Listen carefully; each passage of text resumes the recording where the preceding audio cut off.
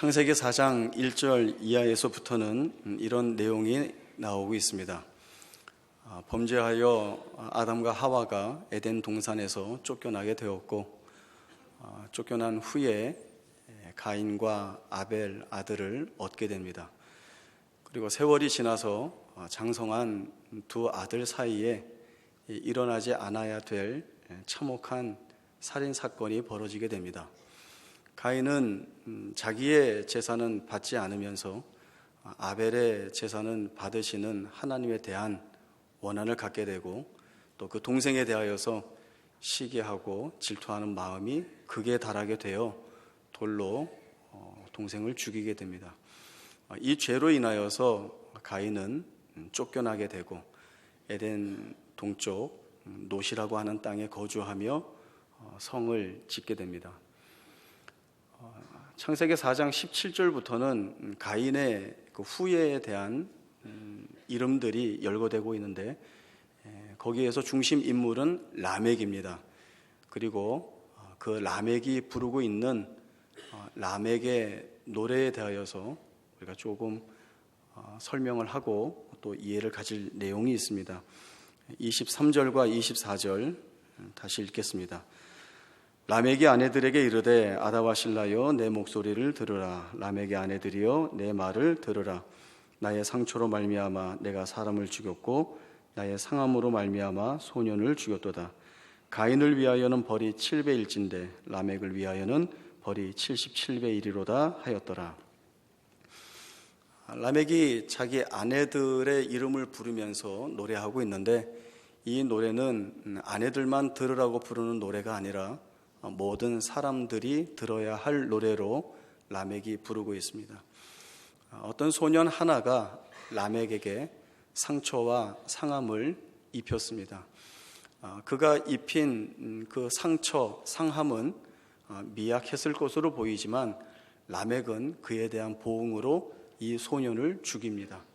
그리고 그 소년을 죽임에 대하여서 어떠한 마음의 후회함도 없고 오히려 그 소년이 죽임당하는 것이 마땅하다라는 차원에서 이 노래를 부르고 있습니다.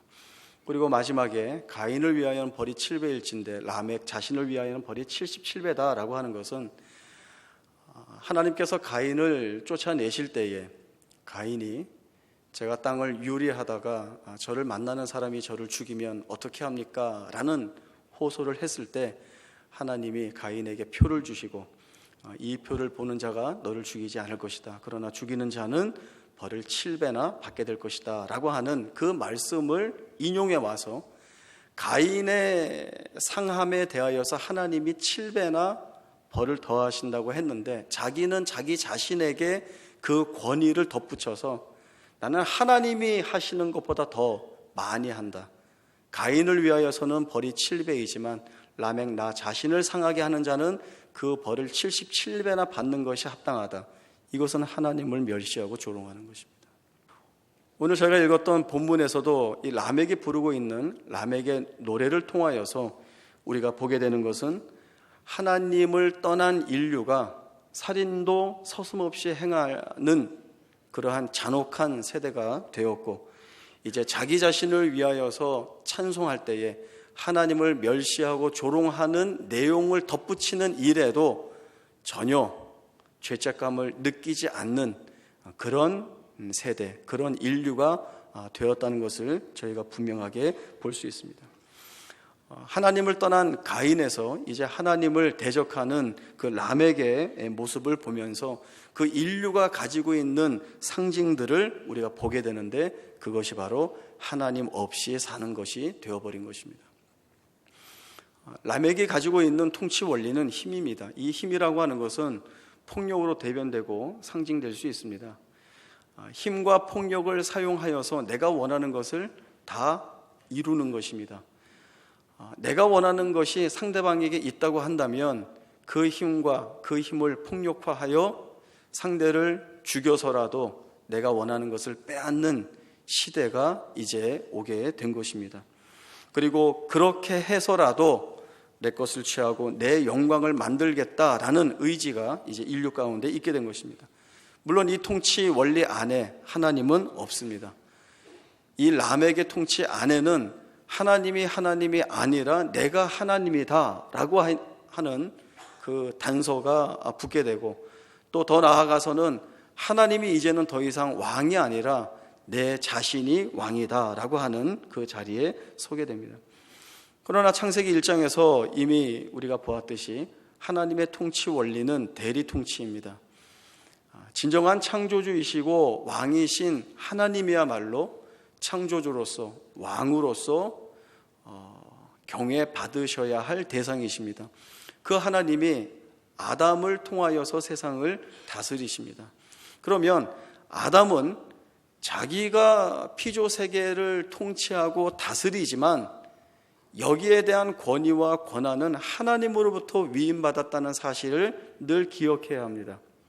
그리고 그 안에서 나는 피조물이며 하나님이 창조주이시고 피조물인 내가 하나님의 명령과 말씀과 뜻 앞에 순종하는 것은 마땅하다라는 고백이 늘 그의 삶 안에서 나와야 하는 것입니다. 그것들을 증거하는 내용이 선악과죠. 하나님은 선악과를 만들어 두시고 아담에게 명령을 주십니다. 먹지 마라. 먹는 날에는 내가 정녕 죽으리라 라는 말씀을 주십니다. 아담은 선악과를 볼 때마다 이 하나님의 말씀을 기억해야 했고 이 말씀을 기억하면서 그 마음에 되뇌어야 하는 내용은 내가 명령을 받고 있는 자이고 내게 명령을 주시는 자가 있고 그 명령을 주시는 분이 하나님이시고 이 하나님의 명령에 마땅히 순종하고 따르는 것이 내게 복이다, 내게 영광이다, 이 사실을 선악과를 볼 때마다 그 마음속에 생각하는 결심과 각오가 되는 것입니다. 그러나 인류는 더 이상 하나님을 노래하지 않습니다. 하나님의 말씀에 순종하기를 거부합니다. 하나님을 왕으로 섬기는 것이 아니라 자신이 왕이 되어 자기의 생애를 책임질 수 있다고 자랑하는 그러한 자리에 가게 되었습니다. 이제 인류는 그러한 방향으로 흘러가게 되었고 또 그런 모습으로 오늘 이 시간까지 흘러왔습니다. 사람들은 늘 힘을 숭배하고 이 힘이 모든 것을 책임질 수 있다라고 믿습니다. 그리고 그 나라, 그 세상 나라의 지배를 받고 있는 중입니다. 그러나 하나님은 이러한 세상 나라에 대항하여서 하나님이 왕이시고 하나님이 왕이신 것을 믿어 그분의 백성으로 살기를 소원하는 자들을 세우십니다. 그래서 셋이 태어나는 것입니다. 셋이 에노스를 낳고 그때 비로소 사람들이 여호와의 이름을 불렀더라 라고 하는 이 말씀이 나오고 있는 것입니다.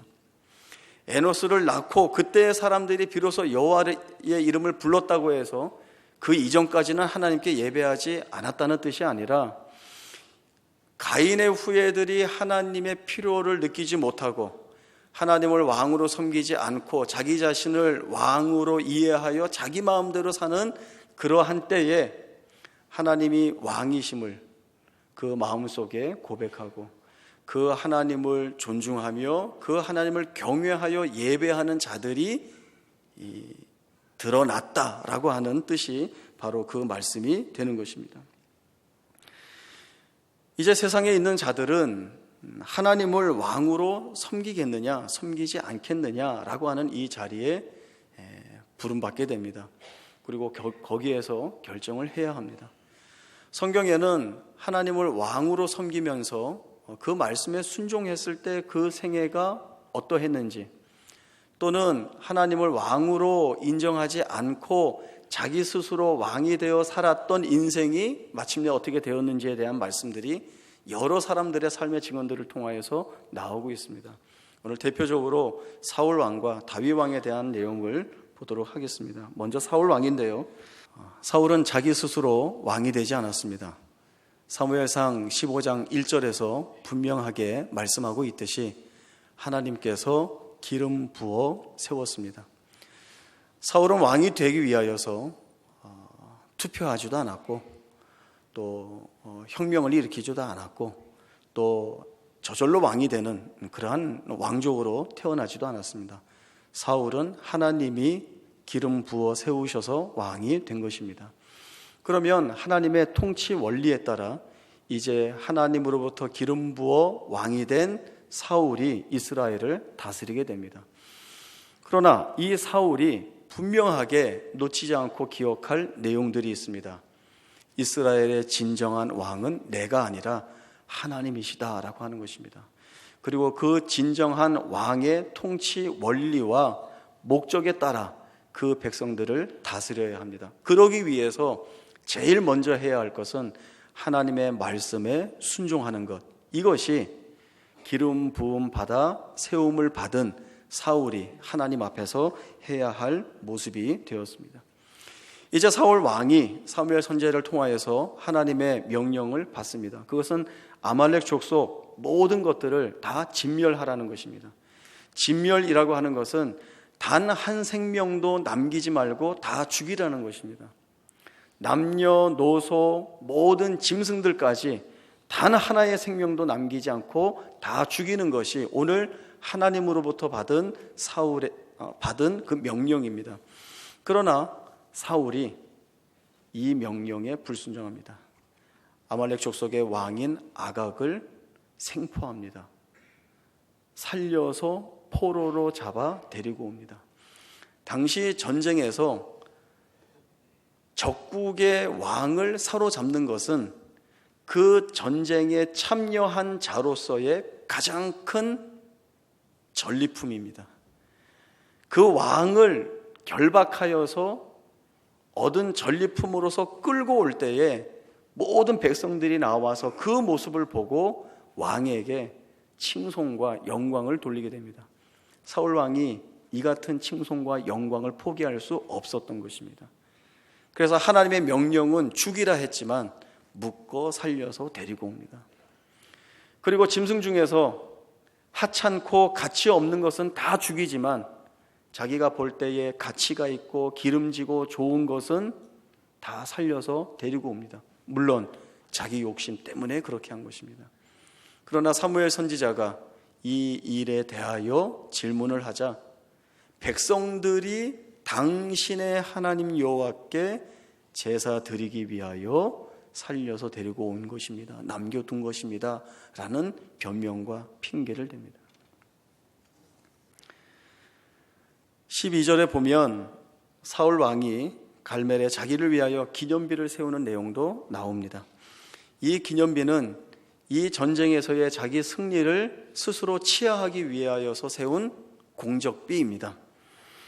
그러나 이스라엘이 치르는 모든 전쟁에는 하나님이 참여하십니다. 이것은 어느 누구도 외면할 수 없는, 그리고 이스라엘 백성이라고 한다면 누구나 알고 있는 그런 내용입니다. 모든 전쟁에 하나님이 참여하십니다. 그리고 하나님의 참여로 인하여서 그 전쟁에서 승리했을 때 그 승리의 영광은 당연히 마땅히 하나님께 돌려드려야 하는 것입니다. 이러한 사실을 알고 있으면서도 사울 왕은 자기의 공적을 치하하기 위하여서 기념비를 세우게 됩니다. 철저히 하나님 앞에 엎드려 복종해야 할 사울이 이제는 말씀 앞에 순종하지 않고 자기 스스로 왕됨에 취하여서 하는 행동들을 보게 됩니다. 결국 이러한 모습으로 살아가게 되는 사울 왕의 생애가 얼마나 비참하게 끝났는지 우리가 잘 알고 있습니다. 이에 대조하여 하나님을 왕으로 섬기고 평생 살았던 다윗의 생애는 처음부터 좀 다른 모습이 있습니다.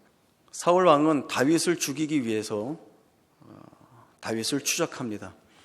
그리고 그 사울의 추적을 피함으로 목숨을 연명하기 위한 다윗은 끝없이 도망칠 수밖에 없었습니다.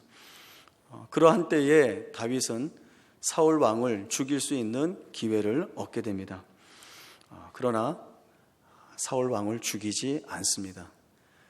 다윗이 마음이 여려서 그런가, 아니면 사람이 순해서 그런가, 그런 이유가 아니라 다윗은 사울 왕이 악하게 굴지만 그가 하나님으로부터 기름 부음 받은 왕이라는 사실을 알고 있기 때문에 자기가 그를 죽일 수 없다라고 하는 고백을 하고 있습니다. 24장 10절에 보면 오늘 여호와께서 굴에서 왕을 내 손에 넘기신 것을 왕이 아셨을 것이니이다. 어떤 사람이 나를 권하여 왕을 죽이라 하였으나 내가 왕을 아껴 말하기를 나는 내 손을 들어 내 주를 해하지 아니하리니 그는 여호와의 기름 부음을 받은 자이기 때문이라 하였나이다. 다윗이 사울 왕을 죽이지 않은 것은 제일 근본적인 이유가 다윗 자신이 하나님 앞에 있다라고 하는 사실을 인정하고 고백하고 있기 때문입니다. 자기를 위해서는 겉으로 볼 때 사울 왕을 죽이는 것이 이익일 것 같습니다. 위협에서 벗어날 수 있고 자기 생명을 구할 수 있고 잘하면 사울 왕 대신에 왕이 될 수 있는 그러한 모든 조건들이 보장되는 그러한 상황 앞에 이 다윗이 섰었습니다. 그러나 그러한 모든 것들보다 다윗이 제일 자기가 놓치지 않고 자기가 제일 붙들어야 할 내용은 하나님이 내 위에 계시다는 것이죠. 그리고 그 하나님의 행하신 일을 내가 거스를 수 없다라고 하는 고백이 그 안에 담겨져 있기 때문에 그렇습니다. 다윗은 자기를 위하지 않고 하나님을 경외하는 것이 무엇인지를 드러내고 있습니다. 이러한 모습이야말로 하나님을 진정한 왕으로 섬기는 자의 참된 모습인 것입니다. 라멕은 자기를 위하여서 노래를 부를 것이 아니라 하나님을 떠난 인생이 얼마나 비참하고 처참한지를 알아 하나님 앞에 돌아와 하나님을 예배하고 하나님을 위한 노래를 불러야 했습니다. 그러나 그렇게 하지 않았죠. 그리고 라멕의 그 후손들, 그 이후를 통하여서 모든 인류가 이러한 자리로 가게 됩니다. 이때에 하나님이 우리 안에 은혜를 드러내십니다. 창세기 5장에 나와 있는 아담의 계보를 보면 아담이 가인을 낳았다, 아담이 아벨을 낳았다, 이 내용이 없습니다. 거기에는 아담이 셋을 낳았다라고 기록을 하고 있습니다.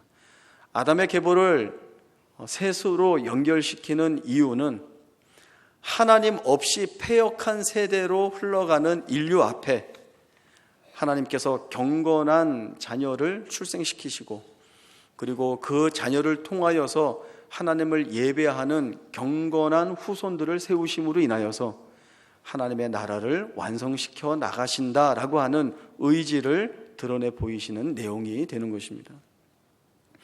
가인의 후손들이 하나님 없이 자기 힘을 기반으로 하여 살 때 이제는 하나님을 경외하며 하나님을 예배하는 경건한 공동체가 생기게 되었습니다.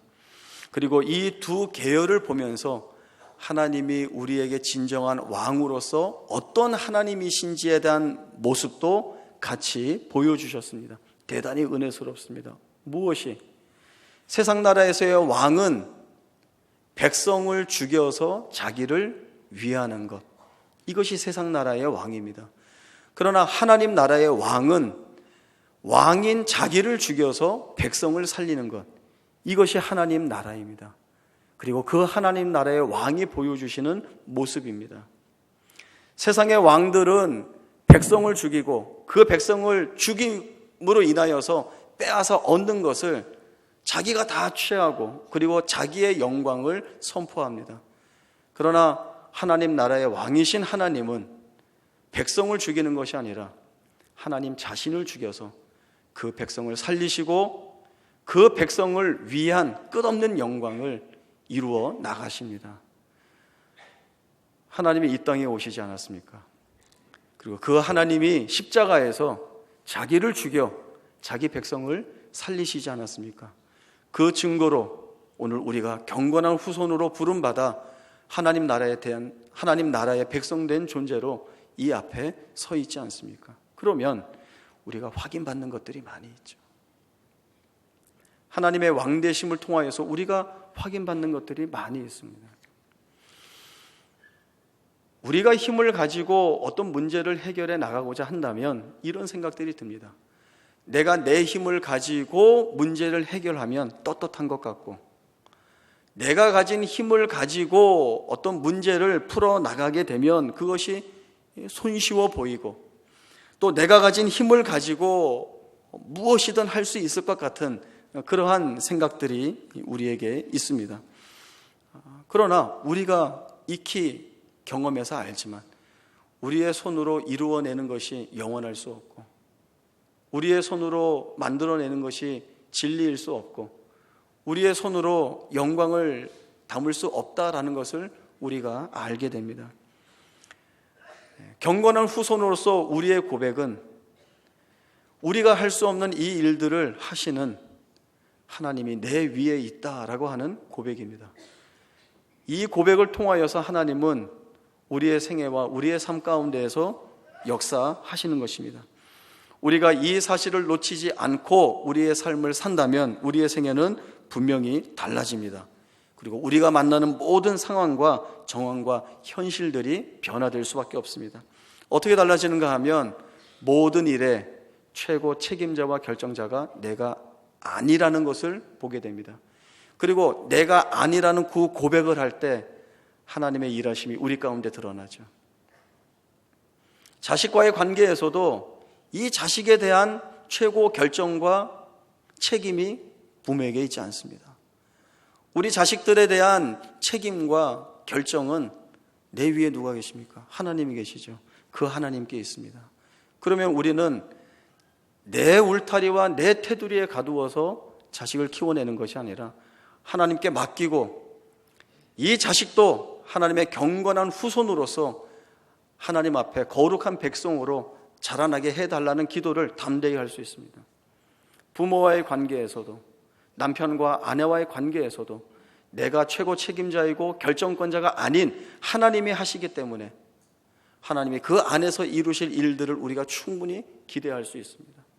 친구와의 관계에서도, 이웃과의 관계에서도, 함께하는 공동체 안에서도, 심지어 원수와의 관계 안에서조차도 내가 하는 것이 아니라 하나님이 하신다라는 이 믿음과 고백을 가지고 살아가면 만나는 사람, 그 사람과의 관계, 그로 인하여 벌어지는 상황과 정황 속에서 드러나는 일들은 완전히 달라집니다.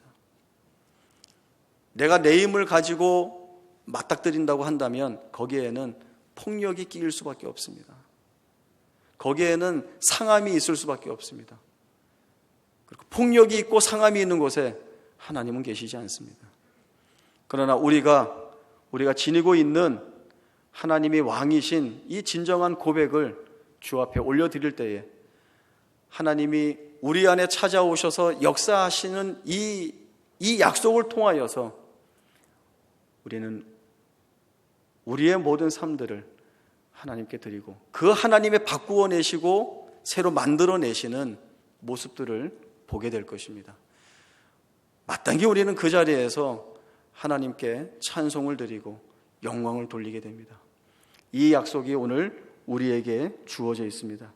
하나님이 승리하는 자리에 결국 우리를 세우실 것이고 나로 하나님을 찬송하는 자리에 서게 하실 것입니다. 그리고 우리의 눈이 하나님이 이루신 영광들을 보게 될 것입니다. 이 약속으로 인하여서 하나님을 진정한 왕으로 섬기며 이 하나님의 말씀 앞에 순종하는 것이 우리 생애의 귀한 책임이며 곧 그것이 우리의 복인 것을 한 마음으로 고백하는 우리의 생애 되기를 바랍니다.